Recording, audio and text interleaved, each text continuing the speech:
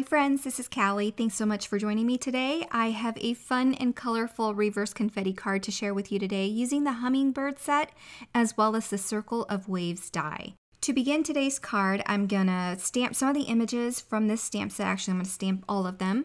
There are two hummingbirds facing opposite directions. I go ahead and stamp both of those, as well as a large hibiscus flower and two smaller hibiscus flowers.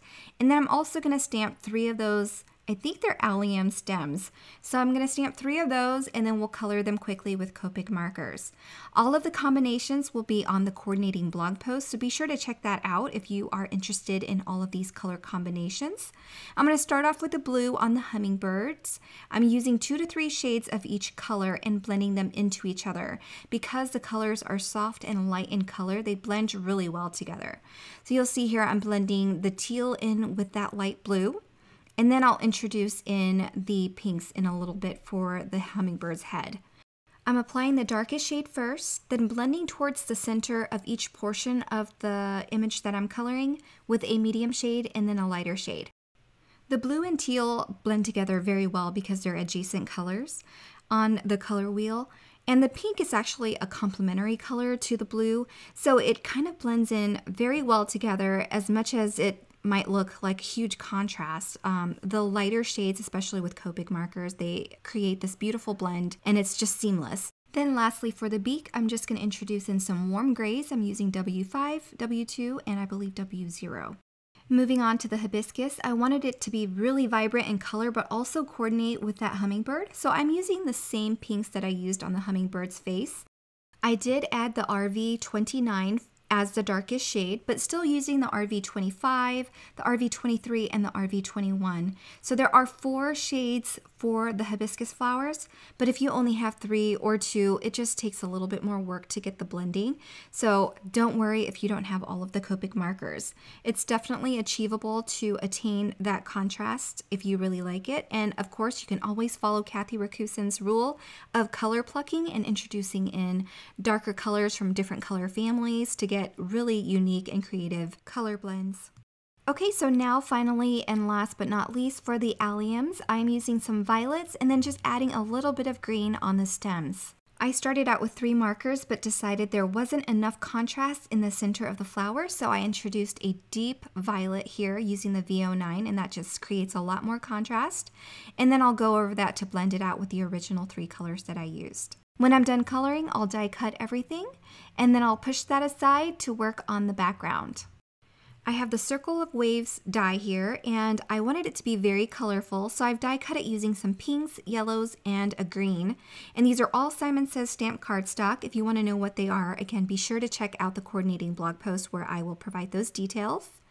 I'm gonna nuzzle them into the die itself to make sure that they sit where they belong just right, and this helps me align everything and make sure that it's a full and perfect circle once I remove that die cut plate. I'm going to adhere that to an ivory piece of cardstock, so I'm just trimming that down so that it will mat a card base later. I've added some foam adhesive to the back of this Circle of Waves panel that I put together, and then I'll adhere that to the ivory panel and then trim off the excess. Now I can go ahead and adhere all of my images that I've colored. I'm going to use some Simon Says Stamp Craft Tacky glue here. It's actually my favorite liquid adhesive. It's a little bit thicker than most, and I really enjoy working with it, especially using that fine tip applicator. So I'm going to add some glue to each of these images and just adhere them in places to create kind of a floral spray, working its way around the curvature of this Circle of Waves die. So once I'm done creating my floral spray, the last thing to do is to adhere the hummingbirds, and I just want to make sure also that I have enough room for them as well as a sentiment. So I'm adhering one to the bottom left-hand corner and one to the top right-hand corner. I'm using foam adhesive where there isn't a lot of height, just to match the height of all the other images, and then using liquid adhesive for the rest of the images where it overlaps that Circle of Waves die. Attaching that last hummingbird now, and then we can work on a sentiment for this card. So I've selected the sentiment that I want, and I decided that I'm going to be embossing it with some white embossing powder over black cardstock, my go-to. I'm going to prep that with my new embossing tool from the Rabbit Hole Designs. This is a clay-based powder, so it does cling to your cardstock, but it's great at keeping the powder away, the stray powders. So you'll see here that you can still see that powder, but once I'm done embossing and heat setting my embossing powder, I'll just wipe it away with a microfiber cloth or any towel that you have, and it just wipes away that clay powder, so you don't have to worry about it affecting your black or dark cardstock.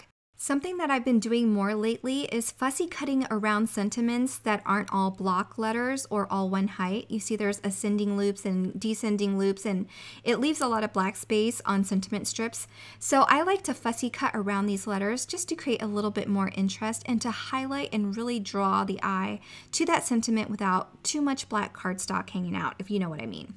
Okay, so I have fussy cut that, and I love how it looks, and I'm just going to find a place on my card for this sentiment using a T-ruler to make sure that it lines up perfectly and isn't cattywampus. And then I'll go ahead and finish by adhering this card panel to a card base.